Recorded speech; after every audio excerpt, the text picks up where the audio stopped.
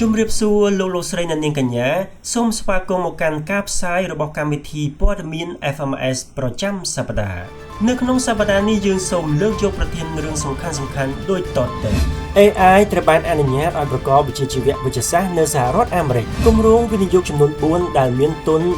$355 លាននៅខេត្តក្រចេះនិងរតនគិរីត្រូវបានក្រុមការងារជំរុញការវិនិយោគក្នុងភូមិភាគឦសានបើកកិច្ចប្រជុំពិភាក្សាលើការអនុវត្តគោលការណ៍លើកទឹកចិត្តពិសេសនិងសម្របសម្រួលនីតិវិធីក្រសួងសេដ្ឋកិច្ចនិងហិរញ្ញវត្ថុប្រកាសដាក់ឲ្យប្រើប្រាស់ FMS Portal ចំនួនថ្មីសម្រាប់រដ្ឋបាលក្រុងស្រុកចំនួន51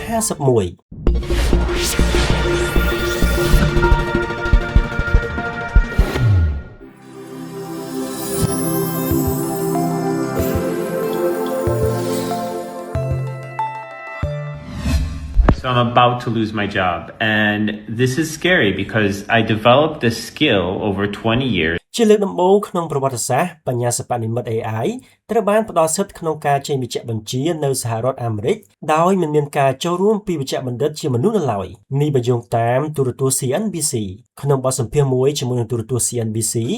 លោក Matt Powell សហស្ថាបនិកនៃក្រុមហ៊ុន Doctrinix បានឲ្យដឹងថាក្រុមហ៊ុន Doctrinix បានដាក់ដំណើរការកម្មវិធីសាកល្បងមួយដែលប្រព័ន្ធ AI របស់ខ្លួនមានសមត្ថភាពធ្វើការងារនៅក្នុងវិស័យវិទ្យាសាស្ត្រដូចជាវិភាគប្រវត្តិវិទ្យាសាស្ត្ររបស់អ្នកជំងឺសាកសួរនៅសំណួរវិនិច្ឆ័យរោគបន្ថែមចេញវេជ្ជបញ្ជាសម្រាប់ស្ថានភាពជំងឺរ៉ាំរ៉ៃនិងបញ្ជូនវេជ្ជបញ្ជាទាំងនោះដោយផ្ទាល់ទៅកាន់ឱសថស្ថាននេះគឺជាការផ្លាស់ប្ដូរដ៏សំខាន់នៅក្នុងវិស័យសុខាភិបាលដែល AI លែងគ្រាន់តែជាជំនួយការទៀតហើយក៏ប៉ុន្តែវាកំពុងក្លាយជាអ្នកសម្រេចចិត្តដែលមានអាជ្ញាប័ណ្ណត្រឹមត្រូវក្រុមការងារជំរុញការវិនិយោគក្នុងភូមិភាគឦសានដឹកនាំដោយឯកឧត្តមរដ្ឋសភាចាហ៊ីនសាហ៊ីបទីប្រឹក្សាសម្ដេចធិបតីនាយករដ្ឋមន្ត្រីបានប្រជុំពិភាក្សាជំរុញការផ្ដល់លើកទឹកចិត្តពិសេសការអនុគ្រោះនិងការសម្របសម្រួលនីតិវិធីលើគម្រោងចំនួន3ដែលទទួលបានការអនុម័តគោលការណ៍វិនិយោគពីរាជរដ្ឋាភិបាលនៅខេត្តក្រចេះនិងរតនគិរីនិងការពិនិត្យទិដ្ឋភាពបច្ចេកទេសនៃគម្រោងទើបស្នើថ្មីចំនួន1គម្រោងនៅខេត្តក្រចេះ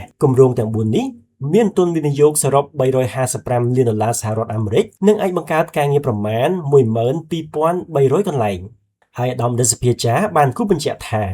ការអនុម័តគោលការណ៍វិនិយោគគឺជាជំហានដ៏សំខាន់មួយប៉ុន្តែទន្ទឹមនឹងនេះការផ្ដល់ការលើកទឹកចិត្តនិងការផ្ដល់ការអនុគ្រោះជាក់ស្ដែងគឺជាការងារចាំបាច់ដែលក្រុមការងារត្រូវបំពេញហើយការងារនេះទាមទារឲ្យមានការឆ្លើយតបឲ្យបានទាន់ពេលវេលាពីសំណាក់ភាគីពាក់ព័ន្ធទាំងអស់ដើម្បីអនុញ្ញាតឲ្យក្រុមហ៊ុនអាចចាប់ផ្ដើមសកម្មភាពវិនិយោគជាក់ស្ដែងរបស់ខ្លួនបានទាន់ពេលវេលាស្របតាមផែនការវិនិយោគរបស់ក្រុមហ៊ុនប្រកបដោយទំនុកចិត្តនិងមានអនុលោមភាពគតិយុត្តឯកឧត្តមរដ្ឋសភាចាបានគូរំលឹកអំពីសារៈសំខាន់នៃអភិក្រមការងារជាវភាពនៃប្រព័ន្ធទូអង្គតែមួយតាមរយៈយន្តការច្រកចេញចូលតែមួយក្នុងការផ្ដល់ការលើកទឹកចិត្តនិងលិខិតអនុញ្ញាតទាំងឡាយដល់ក្រុមហ៊ុនប្រកបដោយតម្លាភាពនិងប្រសិទ្ធភាពជាមួយនឹងការសម្រេចចិត្តរួមគ្នានៅក្រោមការសម្របសម្រួលរួមរបស់ក្រុមការងារជំរុញការវិនិយោគនៅភូមិភាគឦសានដោយផ្អែកលើទិដ្ឋភាពច្បាប់និងបច្ចេកទេសដែលមានជាធរមានស្របតាមផែនការសកម្មភាពនៃការអនុវត្តគម្រោង FMS ជំហានទី3ឆ្នាំ 2021-2025 និងនៅក្នុងក្របខ័ណ្ឌកម្មវិធីកែតម្រង់ការគ្រប់គ្រងហិរញ្ញវត្ថុសាធារណៈរបស់រាជរដ្ឋាភិបាលកម្ពុជា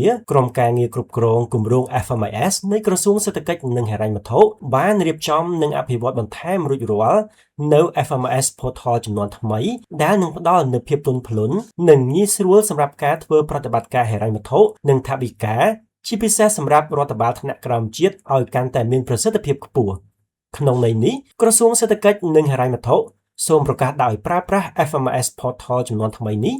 ដើម្បីសម្របសម្រួលដល់ការអនុវត្តការងារហិរញ្ញវត្ថុនិងថវិកាជូនដល់ថ្នាក់ដឹកនាំនិងមន្ត្រីនៃរដ្ឋបាលក្រុងស្រុកចំនួន51ដោយមានភ្ជាប់ជូននៅក្នុងឧបសម្ព័ន្ធសូមអរគុណលោកស្រីអ្នកនាងកញ្ញាដែលតែងតែតាមដានការផ្សាយកម្មវិធីព័ត៌មាន FMS ប្រចាំសប្តាហ៍ពីដើមរហូតដល់ចប់កម្មវិធីរបស់យើងនឹងលើកយកព័ត៌មានសំខាន់ៗពាក់ព័ន្ធនឹងការអភិវឌ្ឍសេដ្ឋកិច្ចបច្ចេកវិទ្យានិងវឌ្ឍនភាពនៃការអនុវត្តគម្រោង FMS នៅកម្ពុជាជួបគ្នានៅសប្តាហ៍ក្រោយបន្តទៀតសូមអរគុណនិងសូមជម្រាបលា